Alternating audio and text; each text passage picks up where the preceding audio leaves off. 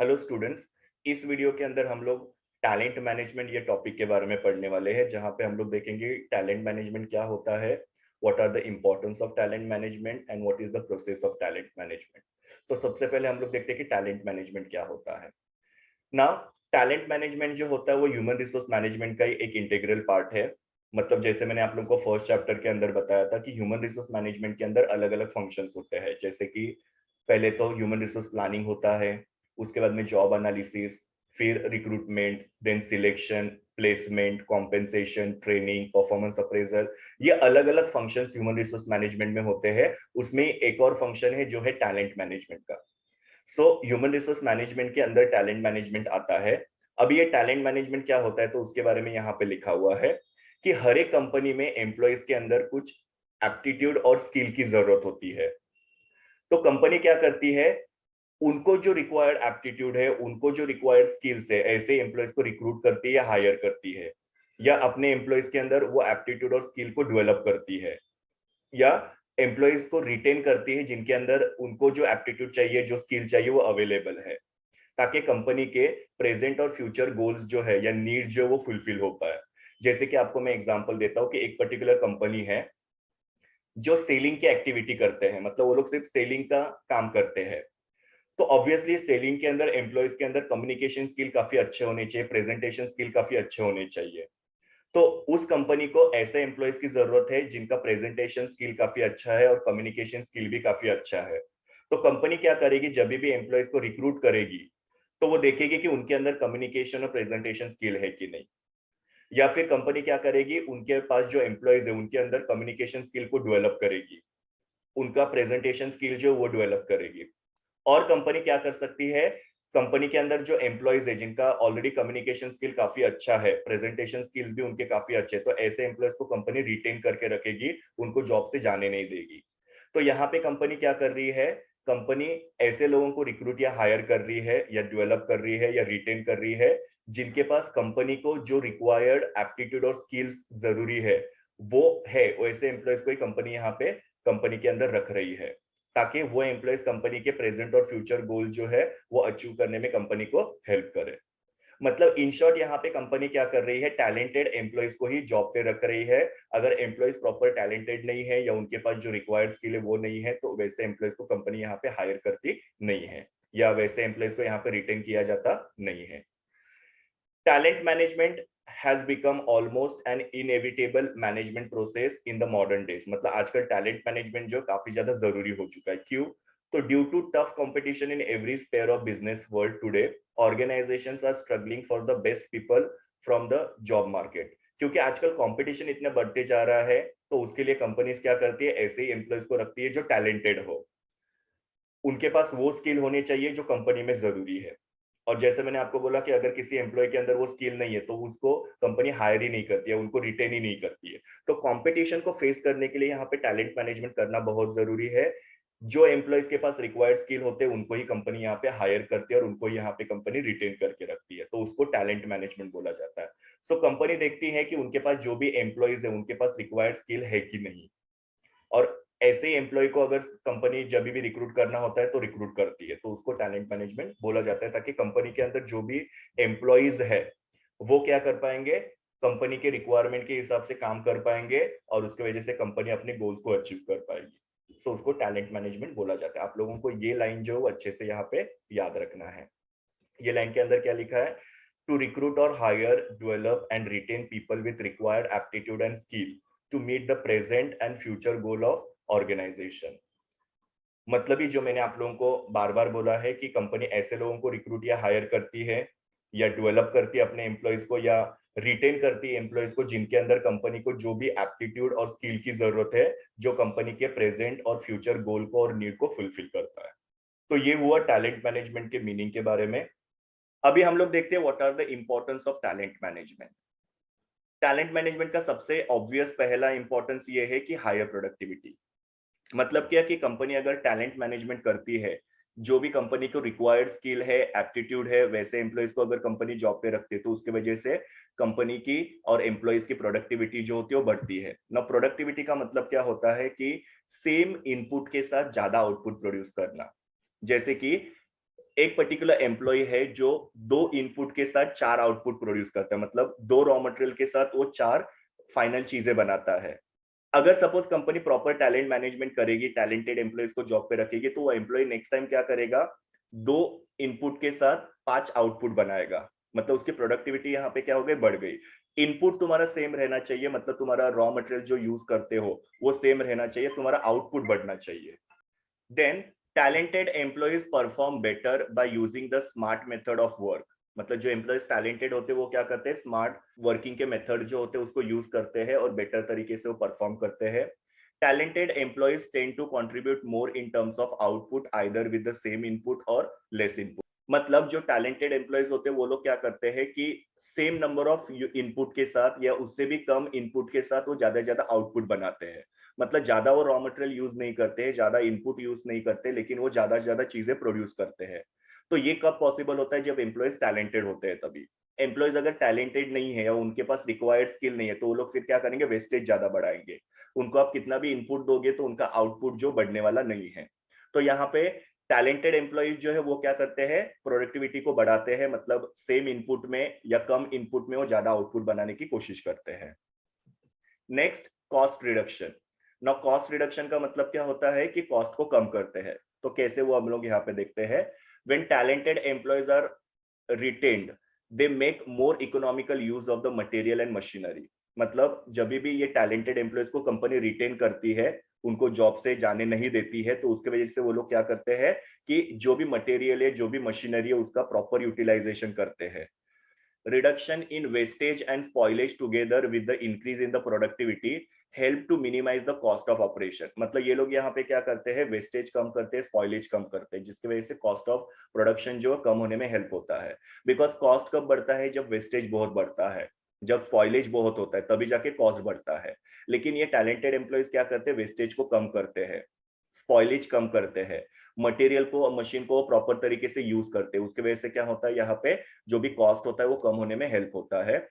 So all the available resources are put to the best use. सारे resources को वो क्या करते हैं, अच्छे तरीके से यूज करते हैं, किसी भी रिसोर्स को वो वेस्ट होने देते नहीं है। फिर वो फिजिकल रिसोर्सेस होने दो, जैसे रॉ मटेरियल या मशीन, ह्यूमन रिसोर्सेस होने दो जैसे लेबर, या फाइनेंशियल रिसोर्सेज जैसे पैसे। तो किसी भी रिसोर्सेज को वो लोग यहाँ पे वेस्ट होने नहीं देते, हर एक रिसोर्सेज को मैक्सिमम यूज करते हैं और बेस्ट पॉसिबल तरीके से उसको यूज करते हैं, जिसकी वजह से कॉस्ट कम होने में हेल्प होता है। एक चीज याद रखना कि आजकल हर एक कंपनी कॉस्ट रिडक्शन के ऊपर एम्फोसिस करती है, कॉस्ट को कम करने के लिए वो एफर्ट्स करती है। तो टैलेंटेड एम्प्लॉयज होंगे तो कंपनी का कॉस्ट जो है कम हो सकता है, और जब कॉस्ट कम होगा तो डेफिनेटली कंपनी की प्रॉफिटेबिलिटी जो है कम होगी।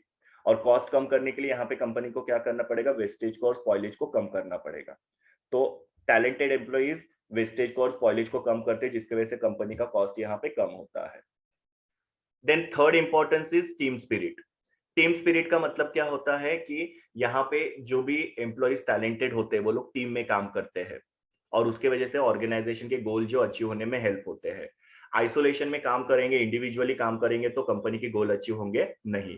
सो टैलेंट मैनेजमेंट की वजह से क्या होता है, एम्प्लॉयज के बीच में एक टीम स्पिरिट बना रहता है। तो यहाँ पे लिखा है, employees working for long term period helps in inculcating the sense of team work, team spirit and inter team collaboration.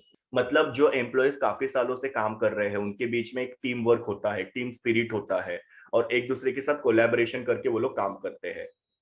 It helps in inculcating the passion to learn within the employees. मतलब यहाँ पे वो लोग क्या करते हैं, team में काम करते हैं और एक दूसरे के साथ चीजें जो होती है वो सीखते हैं। When all the employees in a different department work in a team, it helps to build a cordial relationship। मतलब क्या कि जब सारे डिपार्टमेंट के एम्प्लॉयज एक साथ काम करते हैं तो उसकी वजह से उनके बीच में कोर्डाइल रिलेशनशिप डेवलप होते हैं। कोर्डाइल रिलेशन मतलब क्या होता है, उनके बीच में झगड़े नहीं होते हैं। So that individual goals get aligned with the organisational goal. और उसके वजह से क्या होता है कि उनके जो इंडिविजुअल गोल्स होते हैं वो कंपनी के गोल के साथ मैच होते हैं, और उसके वजह से क्या होता है कि कंपनी के भी गोल अचीव होते हैं और इंडिविजुअल गोल भी अचीव होते हैं। सो यहाँ पे टीम स्पिरिट काफी जरूरी होता है। टीम स्पिरिट जो होता है टैलेंट मैनेजमेंट से ही हो सकता है। टीम स्पिरिट की वजह से क्या होता है, सारे एम्प्लॉयज एक दूसरे के साथ फाइट किए बिना काम करते हैं और उनके बीच में कॉर्डाइल रिलेशनशिप मेंटेन रहते हैं, जिसके वजह से ऑर्गेनाइजेशन के गोल भी अचीव होते हैं और एम्प्लॉयज के गोल भी अचीव हो सकते हैं।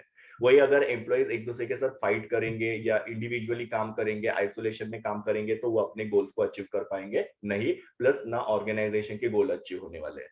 तो यहाँ पे टैलेंट मैनेजमेंट होता है, उसकी वजह से टीम स्पिरिट होता है।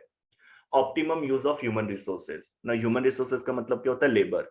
सो जब टैलेंट मैनेजमेंट होता है तो उसकी वजह से ह्यूमन रिसोर्सेज का क्या होता है, ऑप्टिमम यूज होता है, मतलब मैक्सिमम यूज होता है ना। आपको पता है कि ऑर्गेनाइजेशन के अंदर टैलेंटेड एम्प्लॉयज होते हैं। टैलेंटेड एम्प्लॉयज जो होते हैं उनको अगर उनकी कैपेसिटी का काम देंगे तो उनका हम लोग क्या करते हैं, ऑप्टिमम यूज करते हैं। लेकिन टैलेंटेड एम्प्लॉय जब होते हैं तो उनको अगर सपोज कोई भी ऐसा काम दिया जाए जो उनके लेवल का नहीं है, उनके लेवल से कम है, तो हम लोग क्या कर रहे हैं, वो एम्प्लॉयज के टैलेंट को वेस्ट कर रहे हैं। लेकिन टैलेंट मैनेजमेंट की वजह से क्या होता है कि ह्यूमन रिसोर्सेज को ऑप्टिमम यूज होता है, उनकी जो भी टैलेंट है उसको हम लोग क्या करें, फुलेस्ट यूज कर रहे हैं, उसको अंडर यूज नहीं कर रहे हैं। सो टैलेंट मैनेजमेंट एम्प्लॉयज का यहाँ पे ऑप्टिमम यूज करने में हेल्प करते हैं। Optimum use of resources include the best utilization of material, money, and human resources. Talented staff helps in optimum utilization of the human resources that further help the organization to make the best use of physical and financial resources. मतलब यहाँ पे employees का अगर best use होगा, optimum use होगा, तो employees का अच्छे से यूज होने की वजह से फाइनेंशियल रिसोर्सेज मतलब पैसे का भी प्रॉपर यूज होगा, और फिजिकल रिसोर्सेज मतलब जो भी मशीन है, रॉ मटेरियल है, उसका भी प्रॉपर यूज होगा। अगर ह्यूमन रिसोर्सेज का प्रॉपर यूज नहीं होगा तो उसकी वजह से क्या होगा, पैसे वेस्ट होंगे, मतलब फाइनेंशियल रिसोर्सेज वेस्ट होंगे, और फिजिकल रिसोर्सेज भी वेस्ट होंगे। क्योंकि फिजिकल रिसोर्सेज और फाइनेंशियल रिसोर्सेज खुद से ऑपरेट नहीं हो सकते हैं, उनको ऑपरेट करने के लिए ह्यूमन रिसोर्सेज की जरूरत होती है। तो ऑर्गेनाइजेशन में अगर ह्यूमन रिसोर्सेज प्रॉपर होंगे तो उसके वजह से जो फिजिकल रिसोर्सेज और फाइनेंशियल रिसोर्सेज है उनका प्रॉपरली यूज हो पाएगा। सो टैलेंट मैनेजमेंट ह्यूमन रिसोर्सेज का ऑप्टिमम यूज करता है, मतलब उनके टैलेंट का प्रॉपर यूज करता है, उनके टैलेंट का यहाँ पे वेस्टेज नहीं होता है। Then next one is reduce supervision. Now reduce supervision का मतलब क्या होता है, जो भी टैलेंटेड एम्प्लॉयज होते हैं उनको ज्यादा सुपरवाइज करना नहीं पड़ता है, उनको जो भी काम असाइन किया जाता है उसको वो प्रॉपर तरीके से करते हैं। लेकिन अगर सपोज टैलेंटेड एम्प्लॉयज नहीं होंगे तो वो लोग के ऊपर काफी ज्यादा सुपरविजन करना पड़ता है, सुपरविजन नहीं करते तो काम में मिस्टेक करते, तो इसके लिए कंपनी में टैलेंटेड एम्प्लॉयज होना बहुत जरूरी है। So talented employees tend to be self reliant and motivated, मतलब वो खुद से काम को मैनेज कर पाते हैं। They need less guidance and control, उनको ज्यादा गाइडेंस और कंट्रोल करने की जरूरत नहीं पड़ती है। Therefore supervisory burden is reduce, supervisor का जो बर्डन है कि हर एक एम्प्लॉय को सुपरवाइज करने का, वो उसका थोड़ा रिड्यूस होता है। And the span of supervision can be enlarged, और उसके वजह से वो सुपरवाइजर जो काफी सारे एम्प्लॉयज को सुपरवाइज कर पाते हैं। क्योंकि कैसे होता है कि टैलेंटेड एम्प्लॉयज नहीं होते तो हर एक एम्प्लॉय के पास बार बार ध्यान देना पड़ता है, तो जो भी सुपरवाइजर होते हैं या जो भी सुपीरियर होते हैं वो ज्यादा लोगों को हैंडल नहीं कर सकते, बिकॉज हर एक एम्प्लॉय को जब टाइम देने को हम लोग जाते हैं तो ज्यादा एम्प्लॉयज को यहाँ पे हम लोग सुपरवाइज नहीं कर पाते हैं। लेकिन अगर टैलेंटेड एम्प्लॉयज होंगे तो वो अपना अपना काम जो है मैनेज करते हैं, और एंड में सिर्फ जो सुपरवाइजर होता है वो उनके काम को थोड़ा इवेलुएट करते हैं। तो उस केस में क्या होता है, उनका स्पैन ऑफ सुपरविजन काफी लार्ज होता है, मतलब वो काफी सारे एम्प्लॉयज को हैंडल कर सकते हैं। लेकिन एक ही एम्प्लॉय है जो काफी ज्यादा उसको सुपरवाइज करना पड़ता है तो दूसरे एम्प्लॉयज को वो हैंडल नहीं कर पाते, तो वहां पे उनका स्पैन ऑफ सुपरविजन जो होता है कम हो जाता है। तो यहाँ पे जब टैलेंटेड एम्प्लॉयज होते हैं तो उनके ऊपर ज्यादा सुपरविजन नहीं करना पड़ता है, जिसकी वजह से एट अ टाइम जो सुपरवाइजर होते हैं वो काफी सारे एम्प्लॉयज को सुपरवाइज कर सकते हैं। Since they are well trained and motivated employees work efficiently and effectively without supervision, वो काफी ट्रेंड एम्प्लॉयज होते हैं, मोटिवेटेड एम्प्लॉयज होते हैं, तो उसकी वजह से उनको यहाँ पे ज्यादा सुपरविजन करने की जरूरत नहीं होती है, बिकॉज वो एफिशिएंटली और इफेक्टिवली खुद से काम कर पाते हैं। Then organisational climate, a talented employee help to improve the climate of the organization and keep the same for the long time। जो भी talented employees होते हैं वो क्या करते हैं, कंपनी का जो क्लाइमेट होता है या काम करने का जो तरीका होता है उसको हमेशा वो इम्प्रूव करने की कोशिश करते हैं। Thus, the relation among the employees and the top level management can be cordial। और जब कंपनी का क्लाइमेट अच्छा होता है या वर्क कल्चर अच्छा होता है तो उसकी वजह से क्या होता है कि एम्प्लॉयज के बीच में का रिलेशन और एम्प्लॉय और टॉप मैनेजमेंट का रिलेशन जो होता है वो हमेशा कोर्डाइल मतलब अच्छा रहता है, जिससे उनके बीच में झगड़े नहीं होते हैं। तो कंपनी का ऑर्गेनाइजेशनल क्लाइमेट जो है वो अच्छा होना चाहिए, जिसके वजह से क्या होगा, झगड़े नहीं होंगे। तो अगर टैलेंटेड एम्प्लॉयज होंगे तो वो कल्चर को या क्लाइमेट को अच्छे से रखेंगे, इंप्रूव करेंगे। लेकिन अगर टैलेंटेड एम्प्लॉयज नहीं होंगे तो फिर बाद में वहां पे झगड़े हो सकते हैं, जिससे ऑर्गेनाइजेशनल क्लाइमेट जो स्पॉइल हो सकता है। देन स्ट्रॉन्ग वर्कफोर्स, जब कंपनी के अंदर टैलेंटेड एम्प्लॉयज होते हैं तो उसकी वजह से कंपनी के अंदर स्ट्रॉन्ग वर्कफोर्स जो होते हैं वो अवेलेबल होते हैं। और जैसे मैंने आप लोगों को बताया कि जब कंपनी में स्ट्रॉन्ग वर्कफोर्स होते हैं, टैलेंटेड एम्प्लॉयज होते हैं, तो उसकी वजह से प्रोडक्टिविटी जो होती है वो कंपनी की बढ़ जाती है। Next one is reduce employee turnover. Now employee turnover का मतलब क्या होता है, एम्प्लॉय जब जॉब छोड़ के जाते हैं तो उसको एम्प्लॉय टर्नओवर बोलते हैं। तो यहाँ पे लिखा है when intellectuals are hired and when they are satisfied working with the organisation, they are retained in the organisation for long time. मतलब जब कंपनी टैलेंटेड और इंटेलेक्चुअल लोगों को हायर करती है या जॉब पे लेती है तो वो हमेशा सैटिस्फाइड रहते हैं, और उसकी वजह से फिर क्या होता है कि वो लोग कंपनी में लॉन्ग समय तक काम करते हैं, जॉब छोड़ के जाते नहीं हैं। Thus organisation creates a goodwill in the market. और जब कंपनी में टैलेंटेड एम्प्लॉयज होते हैं तो उसके वजह से क्या होता है कि कंपनी का गुडविल अच्छा रहता है। और प्लस यहाँ पे क्या हो रहा है कि काफी सालों से वो एम्प्लॉयज यहाँ पे कंपनी में काम कर रहे हैं तो उनको कंपनी के बारे में बहुत अच्छे से पता है, तो उसकी वजह से भी क्या होता है कि कंपनी का गुडविल जो होता है वो अच्छा रहता है। जिस कंपनी में एम्प्लॉयज जो है वो जॉब छोड़ के बार बार चले जाते हैं तो उस कंपनी का इमेज जो होता है स्पॉइल होता है। तो यहाँ पे क्या हो रहा है कि कंपनी के अंदर इंटेलेक्चुअल या टैलेंटेड एम्प्लॉयज होने की वजह से कंपनी का गुडविल क्रिएट होता है, जिसकी वजह से एम्प्लॉय का टर्नओवर जो होता है कंपनी में से कम हो जाता है, एम्प्लॉय जॉब छोड़ के जाते नहीं है, क्योंकि यहाँ पे एम्प्लॉयज क्या है पूरी तरीके से सेटिस्फाइड है। And the last importance is consumer satisfaction. Now talent management की वजह से क्या होता है कि जो एम्प्लॉयज है वो अपने कंज्यूमर्स को अच्छी सर्विस दे पाते हैं, जिसकी वजह से एम्प्लॉयज के साथ साथ कस्टमर्स भी जो होते हैं वो सेटिस्फाइड होते हैं। A systematic approach to talent management means that there is an organizational integration and consistent approach to management. When systems are more integrated, client satisfaction rates are usually higher. मतलब जैसे मैंने आप लोगों को बोला कि यहाँ पे वो लोग कंसिस्टेंट सर्विस अपने क्लाइंट्स को दे पाते हैं। कंसिस्टेंट का मतलब क्या होता है, सर्विसेज में कोई भी प्रॉब्लम नहीं आती है, सेम तरीके के सर्विस, अच्छे क्वालिटी के सर्विस वो अपने क्लाइंट्स को दे पाते हैं। सो यहाँ पे टैलेंट मैनेजमेंट की वजह से कंज्यूमर सेटिस्फेक्शन भी बढ़ता है। तो ये मैंने आप लोगों को बताया what are the importance of talent management. अभी हम लोग देखते हैं what is the process of talent management. Talent management में क्या क्या स्टेप्स इन्वॉल्व होते हैं। तो सबसे पहला यहाँ पे होता है वर्कफोर्स प्लानिंग। जैसे मैंने फर्स्ट चैप्टर के अंदर आप लोगों को बताया था कि सबसे पहले ह्यूमन रिसोर्स प्लानिंग होता है, तो उसी को यहाँ पे वर्ड यूज किया गया है वर्कफोर्स प्लानिंग। अभी आप लोग अगर मेरा ह्यूमन रिसोर्स प्लानिंग का वीडियो देखोगे तो वहां पे मैंने क्लियरली बताया कि कंपनी यहाँ पे क्या करती है, ये फाइंड आउट करती है कि कंपनी को कितने एम्प्लॉयज की जरूरत है, जिसको हम लोग बोलते हैं एचआर रिक्वायरमेंट या ह्यूमन रिसोर्स रिक्वायरमेंट। फिर कंपनी देखती है कि उनके यहाँ पे कितने एम्प्लॉयज अवेलेबल है, जिसको हम लोग बोलते हैं एचआर अवेलेबिलिटी। सो यहाँ पे कंपनी ने एचआर रिक्वायरमेंट फाइंड आउट की, एचआर अवेलेबिलिटी फाइंड आउट की, ये दोनों को कंपनी यहाँ पे क्या करती है, कंपेयर करती है। कंपेयर करने के बाद में या तो एचआर रिक्वायरमेंट और अवेलेबिलिटी के बीच में डिफरेंस हो सकता है या डिफरेंस नहीं हो सकता है।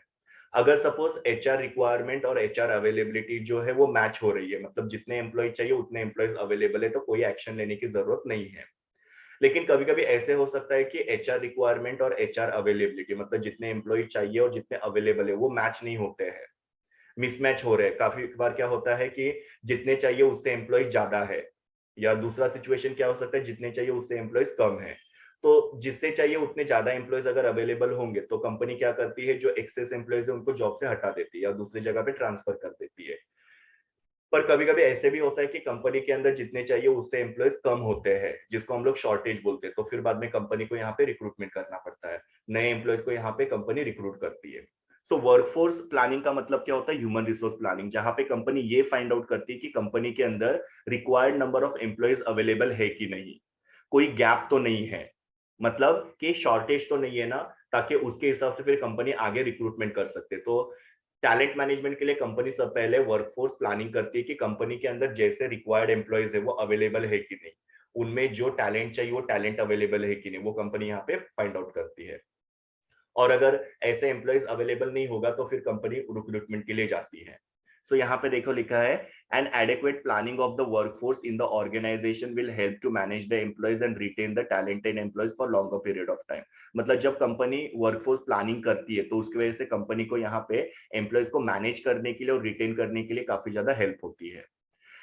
The comparison of how many employees required and how many employees exist in the organization is made to analyze the gap। मतलब यहाँ पे कंपनी में कितने एम्प्लॉयज अवेलेबल है और कितने की जरूरत है उसको कंपेयर किया जाता है और गैप फाइंड आउट किया जाता है। However, the gap can be fulfilled by either recruiting if there is a lack of human resources, and employees can be laid off if there is surplus of the employee in the organization। मतलब जब gap होता है, gap का मतलब मैंने क्या बोला कि जिससे चाहिए उससे ज्यादा एम्प्लॉयज है या जितने चाहिए उससे कम एम्प्लॉयज है, तो जितने चाहिए उससे ज्यादा एम्प्लॉयज होंगे तो सरप्लस एम्प्लॉयज को यहाँ पे क्या किया जा सकता है, जॉब से निकाल दिया जा सकता है। और अगर जितने चाहिए उससे कम एम्प्लॉयज होंगे तो यहाँ पे शॉर्टेज एम्प्लॉयज का क्या करना पड़ेगा, रिक्रूटमेंट करना पड़ेगा। तो सबसे पहले कंपनी ने यहाँ पे वर्कफोर्स प्लानिंग किया या ह्यूमन रिसोर्स प्लानिंग किया और फाइंड आउट किया कि कोई गैप तो नहीं है ना, जितने चाहिए उतने एम्प्लॉयज अवेलेबल है कि नहीं। देन सेकेंड स्टेप होता है रिक्रूटमेंट। नाउ रिक्रूटमेंट के बारे में मैंने आप लोगों को फर्स्ट चैप्टर के अंदर बताया था कि रिक्रूटमेंट में कंपनी क्या करती है कि उनको जैसा एम्प्लॉय चाहिए उनको सर्च करती है और उनको जॉब के लिए अप्लाई करने के लिए एनकरेज करती है। मतलब बेसिकली कंपनी यहाँ पे क्या करती है कि सपोज कंपनी के अंदर एम्प्लॉयज का शॉर्टेज है, मतलब जितने चाहिए उतने एम्प्लॉयज कंपनी के अंदर अवेलेबल नहीं है, तो कंपनी क्या करेगी, वो जो वेकेंट पोजीशन है जहाँ पे एम्प्लॉयज अवेलेबल नहीं है तो उनका जॉब एनालिसिस करेगी, मतलब उसके जॉब की डिटेल कलेक्ट करेगी। फिर कंपनी उसका एडवर्टीजमेंट करती है। तो आप लोग देखते हो कि जॉब के बारे में न्यूज़पेपर में ऐड आता है, वेबसाइट पे ऐड आता है, सोशल साइट्स होते हैं वहां पे ऐड आता है। तो उस तरीके से कंपनी क्या करती है, ऐड करती है, और ऐड को देख के जो भी इंटरेस्टेड कैंडिडेट्स होते हैं वो कंपनी के अंदर जॉब के लिए अप्लाई करते हैं। तो बेसिकली कंपनी ने यहाँ पे क्या किया, उनको जैसे एम्प्लॉय चाहिए उनको सर्च किया। कैसे सर्च किया, एडवर्टीजमेंट के थ्रू सर्च किया, और एडवर्टीजमेंट को देख के वो एम्प्लॉय जो वो एनकरेज होते हैं कंपनी में जॉब के लिए अप्लाई करने के लिए। सो रिक्रूटमेंट मतलब क्या होता है, searching for prospective employees and encouraging them to apply for the job. तो यहाँ पे कंपनी ने एडवर्टीजमेंट करके जो भी कैंडिडेट्स है उनको एनकरेज किया जॉब के लिए। फिर बाद में यहाँ पे कंपनी क्या करती है, उनका एप्टीट्यूड टेस्ट करती है, ग्रुप डिस्कशंस वगैरह होते हैं। फिर बाद में उनका इंटरव्यू होता है और इंटरव्यू में से जो भी टैलेंटेड एम्प्लॉयज होते हैं जो कंपनी के रिक्वायरमेंट को फुलफिल करते हैं उनको सिलेक्ट किया जाता है। सो यहाँ पे रिक्रूटमेंट और सिलेक्शन दोनों एक साथ ही दिया हुआ है। कंपनी एडवर्टीजमेंट करके कैंडिडेट को सर्च करती है और उनको जॉब के लिए अप्लाई करने के लिए एनकरेज करती है। फिर जिन्होंने अप्लाई किया है उनका एप्टीट्यूड टेस्ट, ग्रुप डिस्कशंस वगैरह कंडक्ट किए जाते हैं और उनका पैनल इंटरव्यू होता है। और इंटरव्यू में से जो भी कैंडिडेट टैलेंटेड उनको लगता है या जो कंपनी के स्किल्स के रिक्वायरमेंट के हिसाब से है उस एम्प्लॉयज को यहाँ पे जॉब पे लिया जाता है।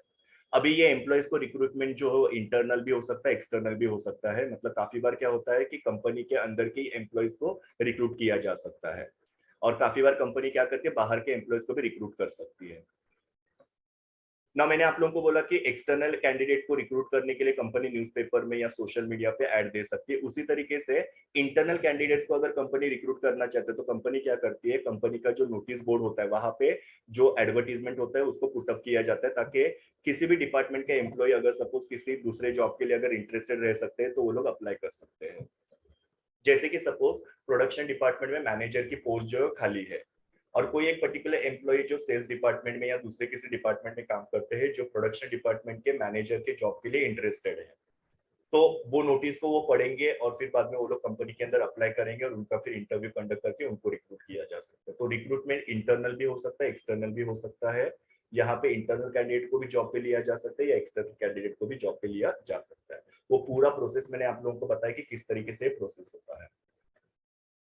अभी यहाँ पे वर्कफोर्स का प्लानिंग कंपनी ने किया, मतलब ह्यूमन रिसोर्स प्लानिंग किया, जहाँ पे कंपनी ने फाइंड आउट किया कि कंपनी के पास सरप्लस एम्प्लॉयज है या शॉर्टेज ऑफ एम्प्लॉयज है। शॉर्टेज होता है तो कंपनी यहाँ पे रिक्रूटमेंट करती है। रिक्रूटमेंट का पूरा स्टेप मैंने आपको बताया। उसके बाद में ऑन बोर्डिंग ना, ऑन बोर्डिंग का मतलब क्या होता है, यहाँ पे कंपनी एम्प्लॉय को जॉब ऑफर करती है।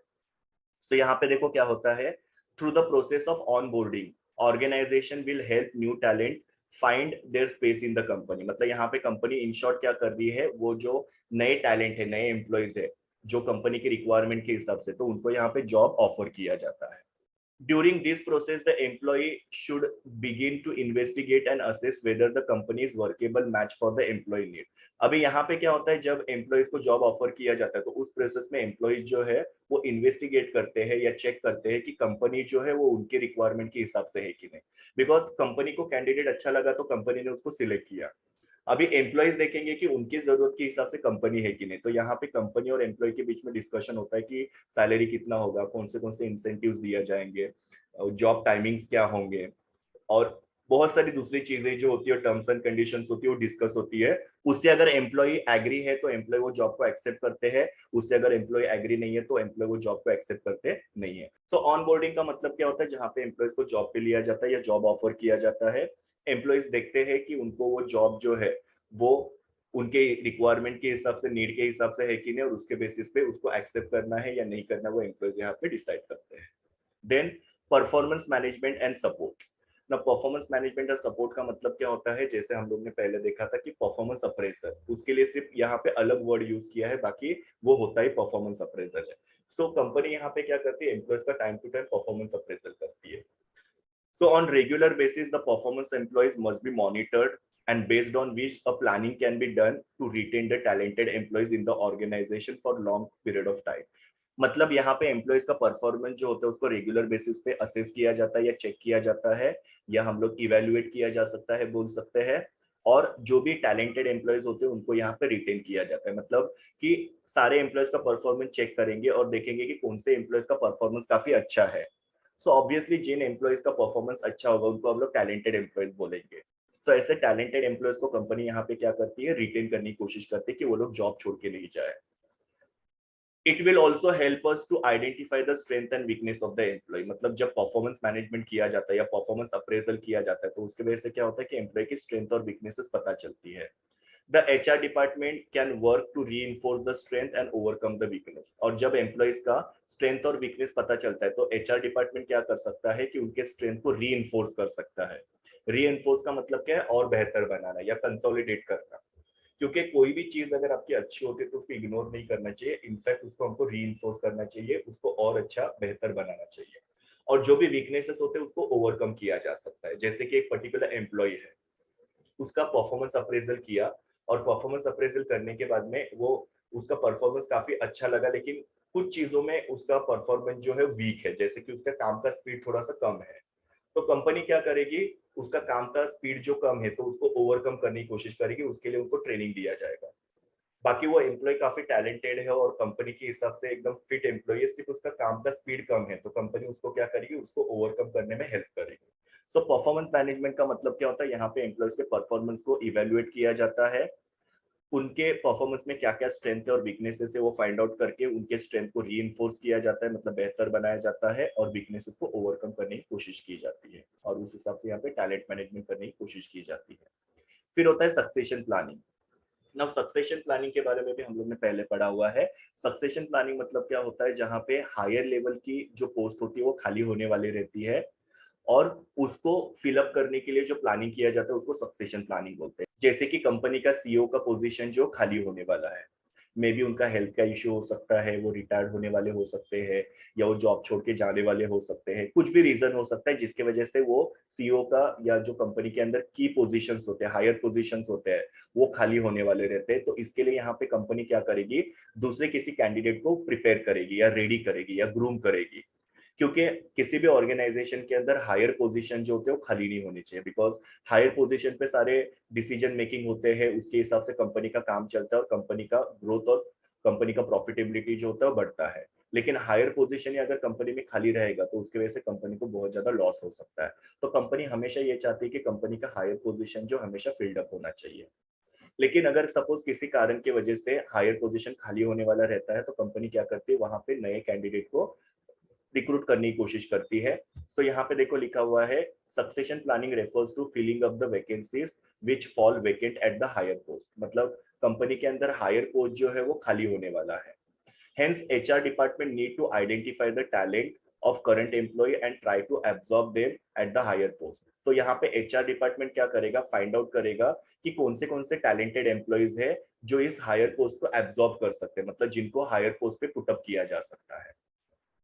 This create good image of the company in the mind of employees and help them to sustain for the long term. इसकी वजह से क्या होगा कि कंपनी की एक अच्छी इमेज जो है वो एम्प्लॉयज के माइंड में क्रिएट होगी, बिकॉज यहाँ पे क्या हो रहा है कि कंपनी टैलेंटेड एम्प्लॉयज को एक अपॉर्चुनिटी दे रही है कि वो लोग हायर पोजीशन की रिस्पॉन्सिबिलिटी जो उसको टेकअप कर पाएंगे।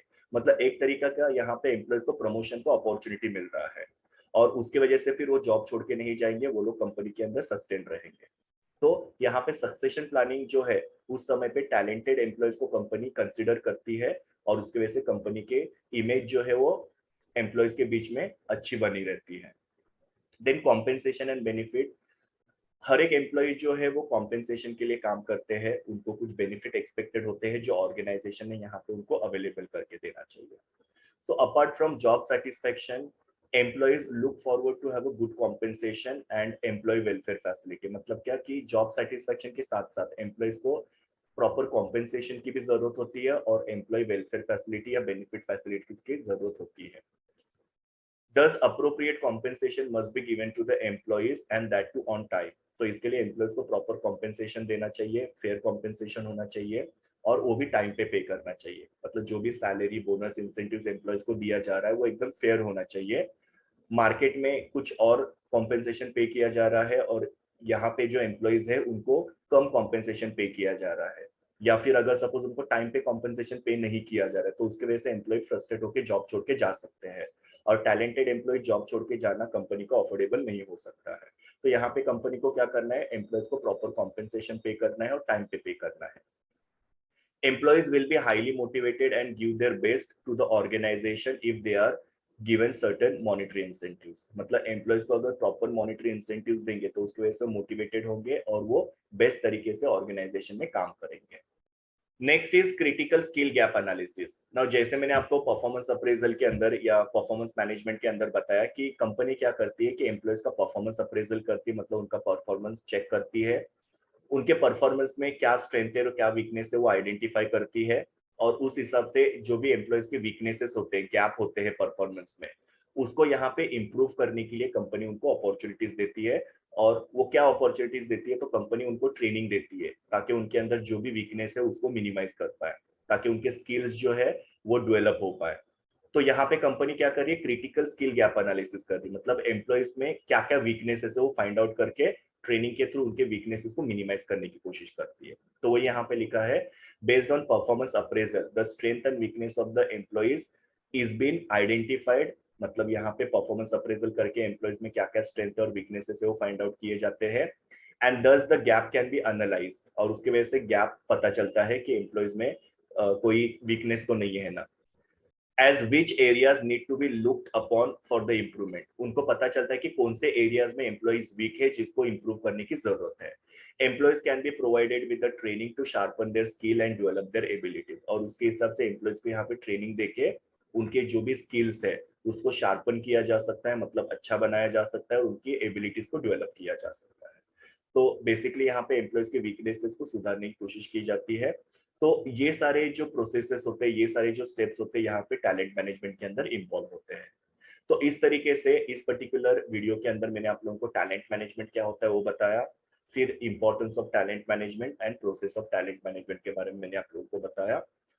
This was all about talent management. Thank you students, we will meet in the next video.